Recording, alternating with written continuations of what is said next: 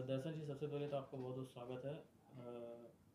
क्या कहना चाहेंगे ग्रांड स्पीड नेटवर्क के बारे में, जो इतना बड़ा साम्राज्य आपने खड़ा किया है, उसके बारे में बताइए सर।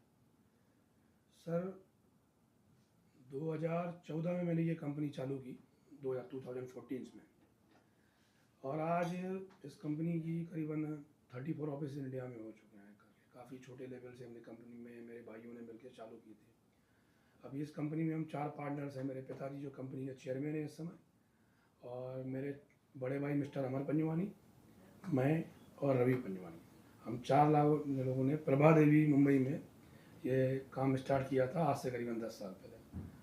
आज फिर दोबारा से कंपनी काफ़ी अच्छे स्विंग पे है, और आगे भविष्य में और भी चीज़ें हमारी आ रही हैं करके, नए नए प्रोजेक्ट हमारे आ रहे हैं अभी करके।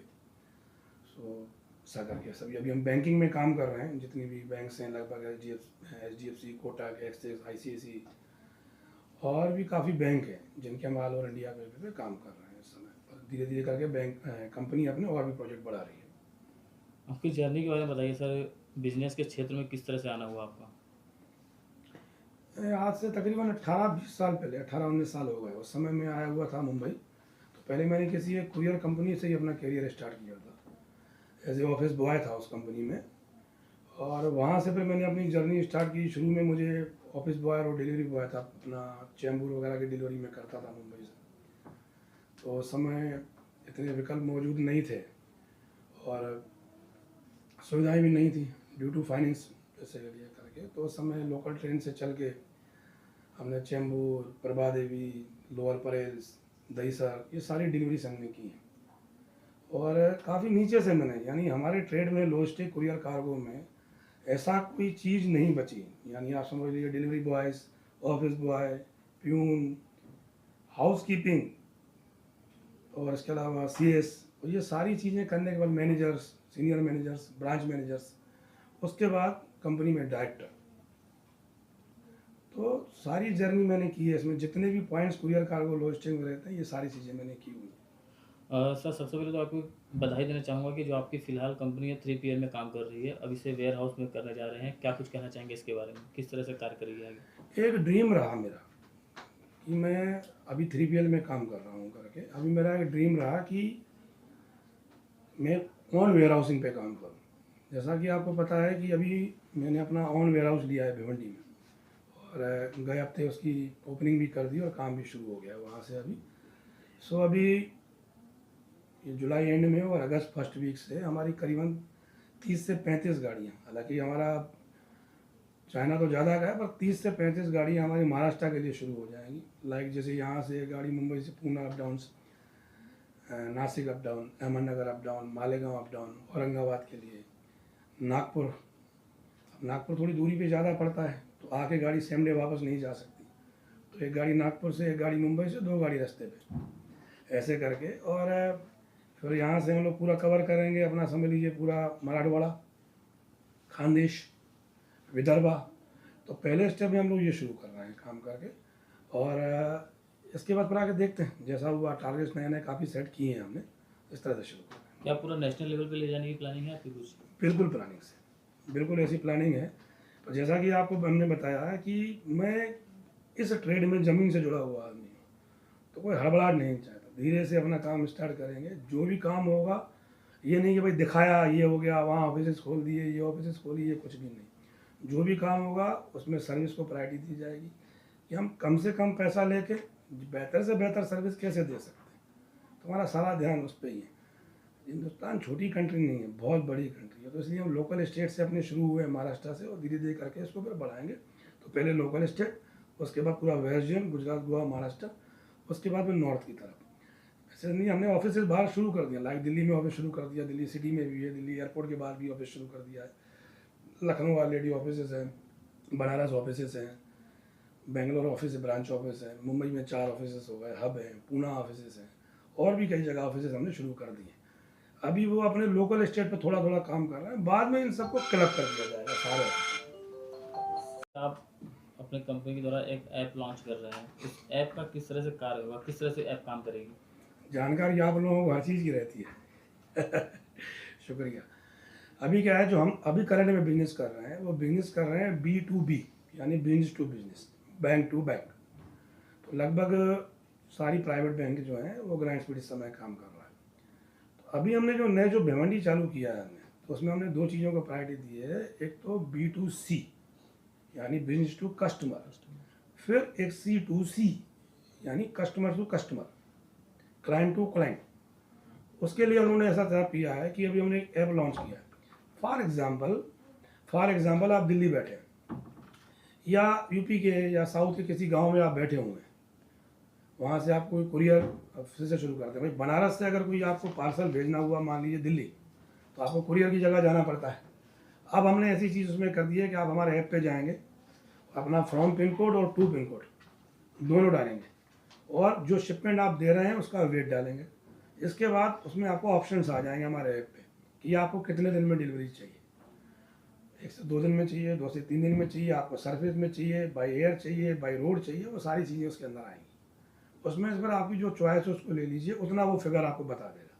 फिगर बताने के बाद आप उसमें अपना KYC अपलोड कीजिए, पैसे आपने ट्रांसफ़र कीजिए GST के साथ, फिर एक बंदा आएगा आपकी तरफ से पिकअप कर जाएगा। आप इंडिया के लगभग किसी भी कोने में बैठे, लगभग 13-14 हज़ार पिन कोड हमने कवर किए हैं इसमें, और ये भी इसी वीक में ही हम लॉन्च कर देंगे इस चीज़ को। तो उससे क्या होगा, कुरियर कार्गो जो भी पार्सल आपको भेजना हो वो आपके घर से हम लोग पिकअप कर लेंगे ऑल इंडिया में। मेट्रो तो सारे हैं, metro, semi metro, urban, rural, ये चारों इसमें चीज़ में जाएंगे।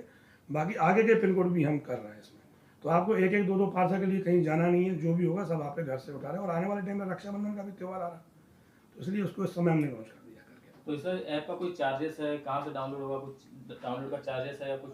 नहीं, प्ले स्टोर से ये होगा, डाउनलोडिंग का कोई चार्जेस नहीं है, सब चीज़ें उसके अंदर फ्री हैं।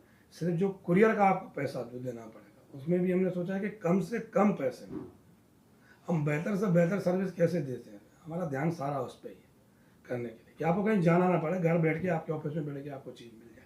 फिर ये सारी ट्रैकिंग आपने जब शिपमेंट दिया, आप डिलीवरी हुआ, तो ये सारी जो शिपमेंट ट्रैवल करता है वो हमारी वेबसाइट पे grand speed network private limited पे आपको देखेगा, www.grandspeednetwork.com। उस पर ये सारी चीज़ आपको दिखेगी।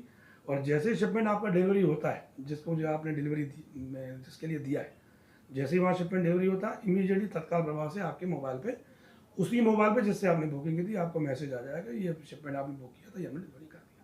पेमेंट भी ऑनलाइन? पेमेंट सारा ऑनलाइन विद GST, ऑफलाइन कुछ भी नहीं। सर आपसे एक और सवाल है कि इतने कम समय में इतना बड़े मुकाम पर आप पहुँचे, इसका श्रेय आप किसे देना चाहेंगे? सही मामले में देखिए सर, मेरा अकेला कुछ रहा नहीं। मेरे दोनों भाई, मैं, मेरे फादर, हम चारों मिलके बहुत मेहनत की है।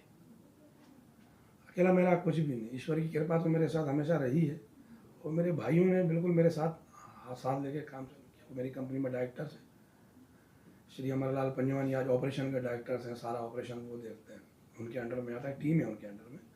रवि पंजवानी मेरे छोटे भाई हैं, सारा CS अकाउंट्स सारा वो देखते हैं, सब उनके अंडर में आता है, उनकी एक टीम है, वो करते हैं।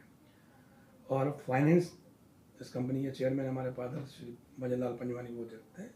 बाकी मैनेजिंग डायरेक्टर मैं कंपनी हूँ, तो बाहर के ऑफिस वगैरह मैं देख रहा हूँ। तो चारों मिलके हम लोगों ने ये काम किया। देखिए बात तो निश्चित है कि कोई भी काम होगा, कोई भी बिजनेस करना, एक टीम में ही काम होगा। अब हमारे बिजनेस में क्या है, लॉजिस्टिक कुरियर में 4 पिलर हैं बहुत बड़ा: ऑपरेशंस, फाइनेंस, सॉफ्ट ऑपरेशन यानी कंप्लेंट्स वगैरह, इंक्वायरी वगैरह, एंड मार्केटिंग। तो मार्केटिंग मेरे अंडर में आ जाती है। फाइनेंस हमारे फादर देख लेते हैं, यानी श्री भजनलाल पंजवानी। हार्ड ऑपरेशन हमारे पंजवानी मेरे बड़े भाई देखते हैं, कंपनी में डायरेक्टर्स हैं। सॉफ्ट ऑपरेशन रवि पंजवानी देख लेते हैं। तो हम चारों मिलकर ये काम कर रहे हैं, इसलिए ये सारी विनिंग्स है। तो इसमें अकेला श्रेय मेरा नहीं, मेरे भाइयों का, मेरे फादर का। सर इसमें जो लड़के काम करेंगे, जो यहाँ से वहाँ तक पहुँचाने वाले बंदे, वो आपके पर्सनल रहेंगे या जैसे जोमेटो ऊपर में हायर किया जाता है वैसे होगा? नहीं, पर्सनल वो नहीं, एक सिस्टम से जैसे स्टाफ रखा जाता है कंपनी में, उसी सिस्टम से सारे तो लोग। कहीं ना कहीं ऐसा माना जाए कि बेरोजगारों को रोजगार भी इससे मिलेगा? ये हकीकत है। आप मेरे पहले के भी इंटरव्यूज देखें, उसमें मैंने पहले भी यही कहा है कि देखिए हम भी काफ़ी नीचे से ऊपर आए हैं। तो हमको आज की तारीख में पता है कि अगर किसी को काम नहीं है तो काम की एक्चुअल ज़रूरत क्या है। आज इस कंपनी में जितने भी लोग काम कर रहे हैं, आगे भी हम यही सोच रहे हैं कि हम मैक्सिमम कितने लोगों को रोज़गार दे सकते हैं। पैसा ही कमाना नहीं है, बाकी और चीज़ें भी हैं।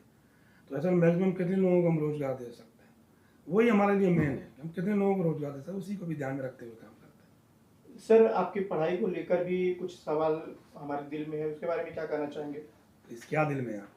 मतलब हमने सुना है कि पढ़ाई आपकी कम स्तर से हुई है, चौथी या पांचवी तक आपने पढ़ाई की है जी। और उसके बाद इतना बड़ा साम्राज्य खड़ा करना बहुत बड़ी बात है। लेकिन आज तक मुझे दुख इस चीज़ का रहता है हमेशा कि मैं पढ़ाई पूरी नहीं कर पाया। ये दुख मेरे को हमेशा रहता है, पढ़ाई पूरी नहीं कर पाया। पर ठीक है, अब जो चीज़ चली गई वापस तो नहीं आ सकती कम से कम। लेकिन क्या है कि एक स्किल होती है, एक सोच होती है। मेरा ऐसा मानना है, हम तीनों भाइयों का, पापा का भी ऐसा मानना है कि हमारे सामने जो भी सब्जेक्ट आया है, जो भी चीज़ आई है, हमने अंदर तक उसमें काम किया। जैसा कि मैंने पहले आपको बताया कि कोई भी काम किया जाए, हर आदमी, जैसे मान लीजिए अभी हमारी कंपनी में 4 लोग, हम लोग मेन हैं, काम कर रहे हैं, और जो जिम्मेदारी जिसको मिली, अगर हर आदमी अपना काम शुद्ध ईमानदारी से करता है, बेहतर तरीके से करता है, तो फिर कोई सफाई की जरूरत नहीं, तरक्की निश्चित है। ये तरीके है। तो हम लोग तीनों भाई पापा अपने अपना जो हम लोगों को प्रोफाइल मिला है कंपनी में, जो प्रोफाइल में हम लोग काम कर रहे हैं, शुद्ध ईमानदारी से कर रहे हैं, इसलिए तरक्की हो रही है कंपनी की।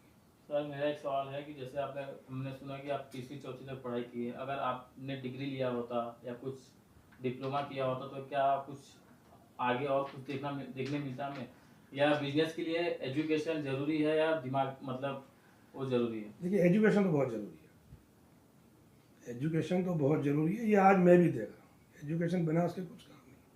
हम तो आज भी जितने लोग हमारे यहाँ काम कर रहे हैं या मिलने जुलने वाले हैं, या जो लोग बेचारे कम सैलरी पे काम करते हैं, उनसे बोले भाई थोड़ा कम करो, ये कुछ भी करो, बच्चों को पढ़ाओ जरूर। ठीक है, ईश्वर की कृपा रही, हम लोगों की मेहनत रही, एक हम लोगों ने काम खड़ा कर लिया। लेकिन पढ़ाई कम होने का तकलीफ मुझे आज भी होता है। कहीं ना कहीं मुझे ऐसा महसूस होता है कि यार ये करना चाहिए था, पर ठीक है, अब स्थितियाँ ऐसी थी, परिस्थिति ऐसी थी, तो फिर ही नहीं। पर ठीक है, अब ईश्वर ने कुछ अच्छा ही सोच रखा था हमारे लिए, तो रिजल्ट आपके सामने। 3-4 घंटे की नींद के बाद किस तरह से काम कर पाते हैं, कुछ उसके बारे में बताइए कि। जी, आपको कैसे पता लगा 3-4? तो अंदर की न्यूज निकाली आपने। ये आपके स्टाफ के द्वारा हमें पता चला है। आदत ही पड़ गई है, आज तकरीबन काफ़ी समय हो गया, तो नींद 3-4 घंटे ही करता हूँ करने के लिए मैं। और भी अपने मेरे मल्टीपल बिजनेसेस और भी हैं, ये सारे देखने पड़ते हैं।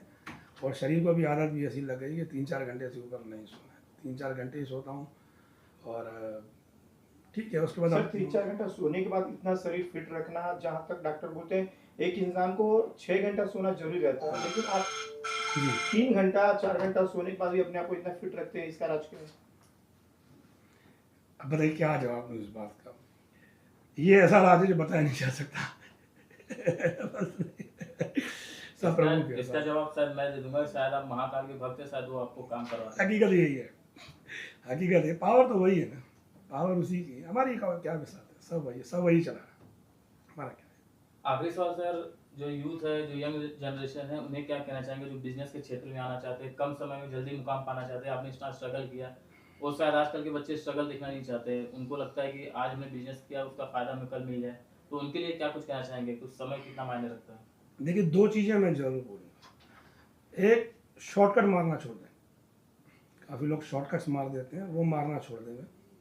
जो भी काम होगा वो ज़मीन पे ही होगा। और जैसे आपने देखा होगा, छोटे में टांगे चलते हैं, घोड़े वगैरह चलते हैं, तो उसको यहाँ ऐसा लगा दिया जाए, उसको सामने ही दिखा दें। तो अपने आप ही ऐसे लगा देना। इधर फेसबुक रहता है, व्हाट्सअप रहता है, मोबाइल रहता है। इन चीज़ों से समय निकाल के अपने गोल को देखें, अपने टारगेट्स को देखें, हमारा गोल क्या है।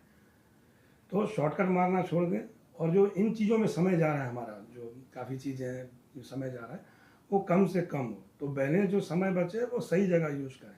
पढ़ रहे हैं तो पढ़ाई में यूज़ करें। बिजनेस की इच्छा है तो अभी तो उतना ऑप्शंस आ गए हैं मार्केट में, बहुत ऑप्शंस हैं। घर बैठ के भी अगर आप ध्यान दें तो बहुत चीज़ें घर बैठ के भी कर सकते हैं।